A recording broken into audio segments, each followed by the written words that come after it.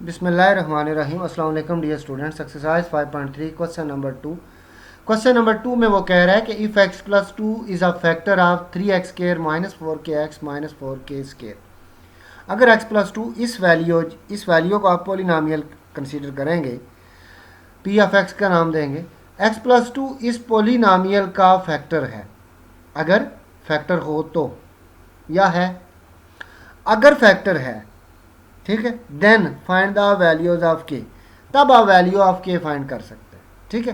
तो it mean that इस question की वैल्यू तब फाइंड होगी जब x प्लस टू को इस वैल्यू का फैक्टर मानेंगे आप, ठीक है। अब नेक्स्ट प्रोसीड करता हूँ इस बात के ऊपर कि अगर x प्लस टू किसी चीज़ का या किसी पोलिनामियल का फैक्टर है या किसी वैल्यू का रूट है, ठीक है। अगर किसी वैल्यू का कोई रूट बताया जाए या फैक्टर बताया जाए तो इट मीन्स दैट कि उसका रिमाइंडर ज़ीरो होता है। तो अगर यहाँ पे x प्लस टू इसका फैक्टर है तो अब हम यहाँ से इस फिक्रे से, इस सेंटेंस से हम ये बात अंडरस्टूड कर जाते हैं कि इसका रिमाइंडर ज़ीरो है, ठीक है जी। इसका रिमाइंडर ज़ीरो कंसीडर करेंगे। अब आप आ जाएँ x प्लस टू अगर इसका फैक्टर है तो इस बात के ऊपर अब आपने एक पोलिनामियल इसको नाम दिया पोलिनामियल का, फिर x प्लस टू जो उसने इसका फैक्टर बताया, यहाँ से आप x की वैल्यू लेंगे, इसे पुट करें इक्वल टू ज़ीरो के equal plus two, right side पे मूव करवाएं और x की वैल्यू माइनस टू आ जाएगी। अब x की वैल्यू माइनस टू यहाँ x की प्लेस पे आपने यूज़ करनी है। आपने x की प्लेस पे माइनस टू लिख दिया, जहाँ ऊपर स्केयर है उसे स्केयर ही रहने दें, जहाँ क्यूब वो क्यूब रहने दिया करें, ठीक है। नफ़ी का स्केयर जो है वो प्लस हो जाता है, टू का स्केयर फोर हो जाता है, 4 क्रॉस 3 12 हो जाएगा। ये minus minus plus 4 multiply by 2 8k हो जाएगा और ये माइनस 4k स्केयर हो गया, ठीक है।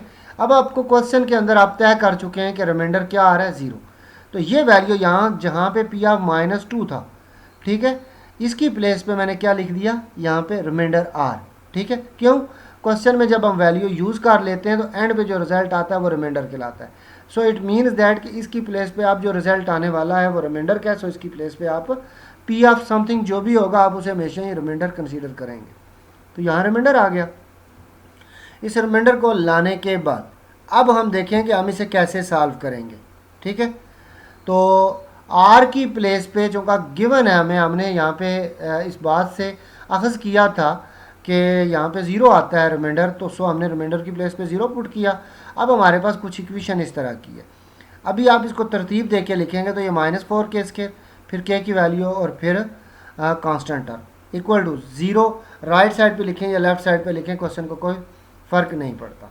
अब यहाँ से देखें आपको मैक्सिमम क्या वैल्यू कॉमन मिलती है, तो माइनस 4 कॉमन मिलता है, तो यहाँ आएगा आपके पास k स्केयर, 8 की प्लेस पे माइनस 2k, और यहाँ से जब आप माइनस कॉमन करोगे तो सिंबल ये वाला भी चेंज हो जाएगा, प्लस के बजाय माइनस। 4 कॉमन हो गया, 4 क्रॉस 3 12 होता है, तो आप 4 कॉमन कर चुके तो यहाँ पे रह गया 3। अब माइनस 4 लेफ्ट साइड पे है, इसे राइट साइड पे ज़ीरो के नीचे डिवाइड करवाएं अगर आप, तो वो जाके इक्वल की राइट साइड पे क्या हो जाएगा, ज़ीरो हो जाएगा। सो डायरेक्टली आप इसे ज़ीरो ही शो करवा दें। अब आपने यहाँ से इसको फैक्टराइज करवाना है। अब इसे कैसे फैक्टराइज करवाएंगे, इसके फैक्टर देख लें। माइनस टू के की प्लेस पे माइनस 3k प्लस 1k, आप फर्स्ट वैल्यू का कोफिशिएंट और लास्ट टर्म को मल्टीप्लाई करें, माइनस 3 को यहाँ 1 से, तो आपके पास आता है माइनस 3। आप ऐसे दो फैक्टर ढूंढिए जिन्हें मल्टीप्लाई करें वो माइनस 3 दें, बट जब ऐड आप करें तो माइनस 2 दें।